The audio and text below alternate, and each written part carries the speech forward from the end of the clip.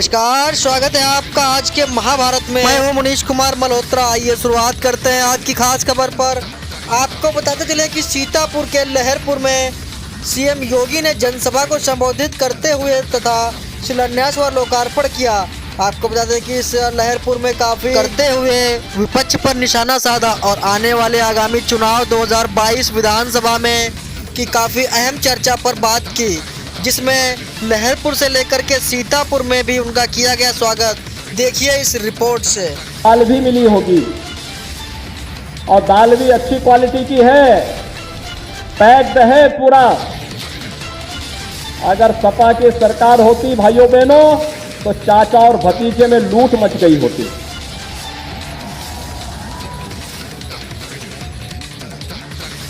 और ये गरीब देखता रह जाता।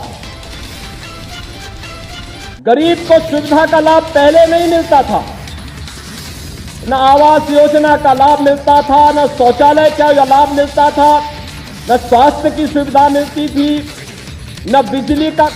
जी हाँ, अभी आपने सीएम आदित्यनाथ योगी जी को सुना। उन्होंने सपा पर कैसे ताबड़तोड़ बम और हथगोले जैसे बरसाए। उन्होंने विपक्ष पर निशाना साधते हुए सीधे अपनी बातों को आगे कंटिन्यू करते हुए कहा। देखिए आगे और इस वीडियो से। और अब आ गई है तो फिर जाएगी नहीं।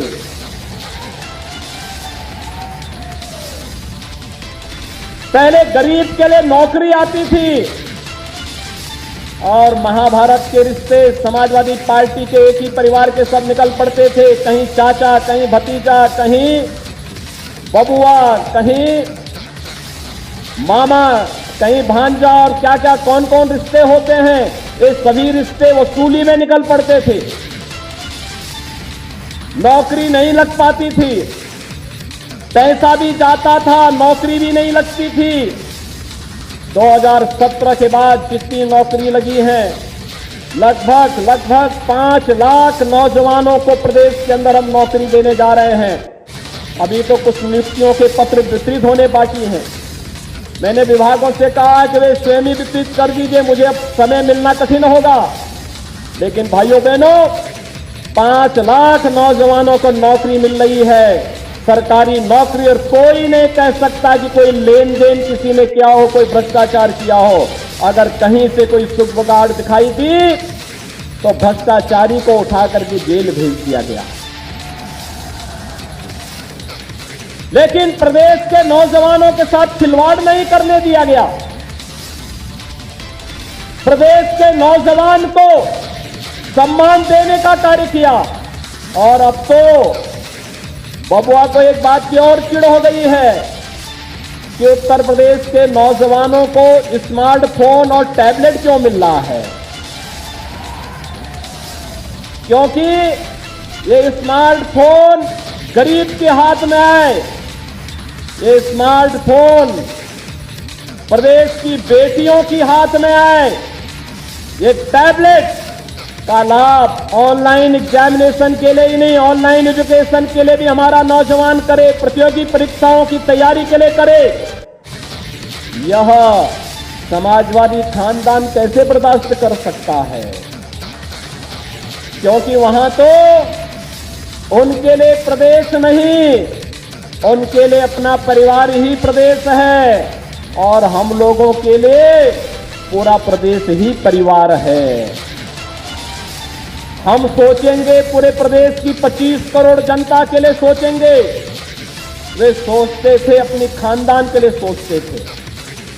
बहुत दृष्टि गई, भतीजे तक पहुंच गई, उससे बाहर नहीं जाती थी, उससे बाहर सोची नहीं थी।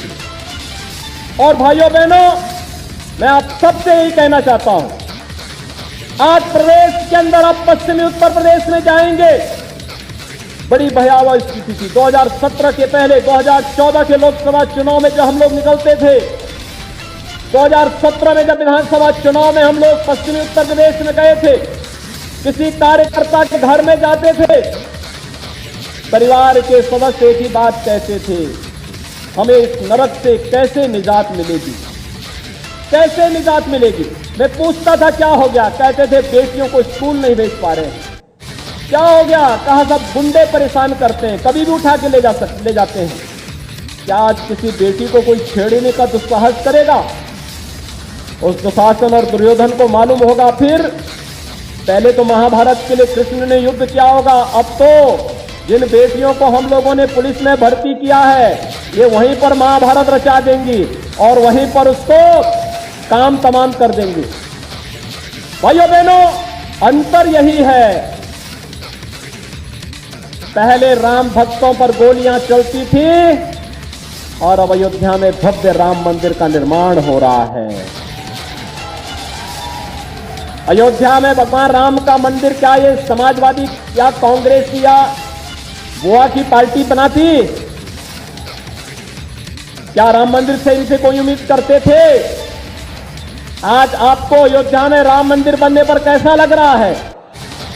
कैसा लग रहा है? पीछे सड़क वाले भी बोलो, अच्छा लग रहा है ना? राम अयोध्या में भगवान राम का भव्य मंदिर भारत के गौरव के मंदिर के रूप में आप देखते हैं? अगर है तो भाइयों बहनों ये काम किसने किया?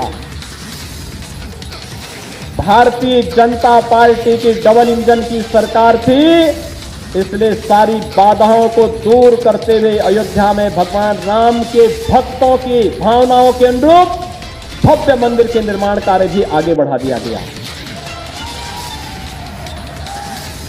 मैं पहले देखता था सीतापुर की ओर से जब कावड़ यात्रा निकलती थी सावन के महीने में, तो समाजवादी पार्टी की सरकार होती थी या मोहन जी की सरकार होती थी, ये बैन लगा देती थी, कहती थी कावड़ यात्रा नहीं निकलने चाहिए।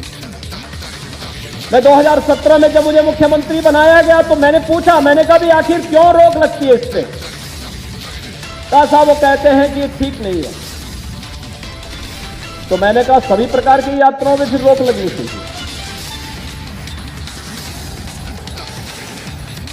कावड़ यात्रा को रोकोगे और अन्य प्रकार के जुलूसों को निकालने दोगे तो कैसे काम चल पाएगा? हमने कहा कावड़ यात्रा निकलनी चाहिए। और भाइयों बहनों, यहां पर तो कम है, गाजियाबाद से हरिद्वार के बीच में 4 करोड़ कावड़ यात्री निकलते हैं, 4 करोड़ श्रद्धालु। उसमें पश्चिमी उत्तर प्रदेश भी होता है, दिल्ली, हरियाणा, राजस्थान, पंजाब, करोड़ों की संख्या में लोग आते हैं और कावड़ यात्रा में भाग लेते हैं। हमने कहा कि भाई देखो, पता नहीं भगवान शंकर तो हमारे यहां कण-कण में भगवान शंकर का वास माना गया है और इसलिए कोई भी इस यात्रा को रोकेगा नहीं। हां, हम पुष्प वर्षा जरूर करवाएंगे, हेलीकॉप्टर आप ले जाइए और सरकारी हेलीकॉप्टर से निगरानी भी करिए, पुष्प वर्षा भी करते जाइए। वे लोग कावड़ यात्रा को रोकते थे और हमारी सरकार ने काशी में बाबा विश्वनाथ का भव्य धाम बना करके देश और दुनिया के सामने दिखा दिया कि काशी विश्वनाथ धाम भारत की आस्था का प्रतीक बनकर के उभरेगा। भाइयों बहनों, अंतर यही है, वे श्री कृष्ण जन्माष्टमी पर आयोजन पे रोक लगाते थे, हमारी सरकार आई, हमने रोक को हटाया और रोक को हटाने के साथ श्री कृष्ण जन्माष्टमी के आयोजन को न केवल मथुरा और वृंदावन में बल्कि भव्य रंगोत्सव के कार्यक्रम के साथ भी हमने उस तीर्थ को जोड़ने का कार्य किया है। भाइयों बहनों, आज प्रदेश समग्र विकास की दिशा में अग्रसर है। मुझे याद है यहां के प्रगतिशील किसान लगातार मेहनत करते हैं। 2017 के पहले कर्ज के तले दबे हुए थे, उनकी उपज का उचित दाम नहीं मिलता था, गन्ना किसानों का गन्ना मूल्य बकाया था। हमारी सरकार आई, भाइयों बहनों, पिछले 4.5 वर्ष में हमारी सरकार ने 1.5 लाख करोड़ रुपए का गन्ना मूल्य का भुगतान अब तक गन्ना किसानों के खाते में करने का कार्य किया है। अगर मैं सपा और बसपा दोनों सरकारों के 14 वर्ष के कार्यकाल को देखूं तो भाइयों बहनों 14 वर्ष में गन्ना किसानों का गन्ना मूल्य जितना भुगतान नहीं हुआ था उतना गन्ना मूल्य का भुगतान हमारी सरकार ने मात्र 4-4.5 वर्ष के अंदर करके दिखाया है। एक तरफ गांव के विकास के लिए, गरीब के उत्थान के लिए, नौजवान के रोजगार के लिए और महिलाओं के कल्याण के लिए, प्रदेश के समग्र विकास के लिए कार्य करने वाली भारतीय जनता पार्टी की सरकार है। और दूसरी तरफ आप सबने देखा होगा सपा की रही हो, बसपा की सरकार रही हो या कांग्रेस के नेतृत्व की इससे पहले की सरकारें रही हो, प्रदेश में आस्था के साथ खिलवाड़ करना, दंगा फसाद करना, बहन बेटियों की सुरक्षा के सामने संकट खड़ा करना, नौजवान के रोजगार पर डकैती डालना, गरीबों की कल्याणकारी योजनाओं को हजम कर जाना इनकी नियति बन चुकी थी। ये लोग प्रदेश के विकास में बाधक हैं, स्पीड ब्रेकर का काम करते थे। आज यही कारण था उत्तर प्रदेश के सामने पहचान का संकट आ खड़ा हुआ था। और आज भाइयों बहनों हम सब आपके बीच आए हैं। ये जनविश्वास यात्रा आपको डबल इंजन की सरकार के डबल फायदे दिखाने के लिए कि आपने आशीर्वाद दिया, बदले में उसका लाभ प्रदेश को भी और जनता जनार्दन को भी प्राप्त हो रहा है। और भाइयों बहनों यह जनविश्वास यात्रा आपके इस उत्साह को अगले 3 महीने तक बनाए रखने के लिए आपका आशीर्वाद लेने के लिए आपके पास पहुंची है। आप क्या भारतीय जनता पार्टी की दोनों सरकारों, केंद्र में मोदी जी के नेतृत्व की सरकार और प्रदेश की सरकार के कार्य से खुश हैं? जो लोग खुश हैं, ओपार नहर की पटरी और सड़क पर जो लोग खड़े हैं वो एक लोग भी, और जहां इस पंडाल के बाहर पीछे भी काफी बड़ी संख्या में लोग खड़े हैं, वे सभी लोग अपना हाथ खड़ा करके मुझे आश्वस्त करें। जो लोग खुश हैं मुट्ठी बांध करके संकल्पित होंगे मेरे साथ में, दोनों हाथ खड़ा करके मेरे साथ बोलेंगे भारत माता की, भारत माता की, भारत माता की।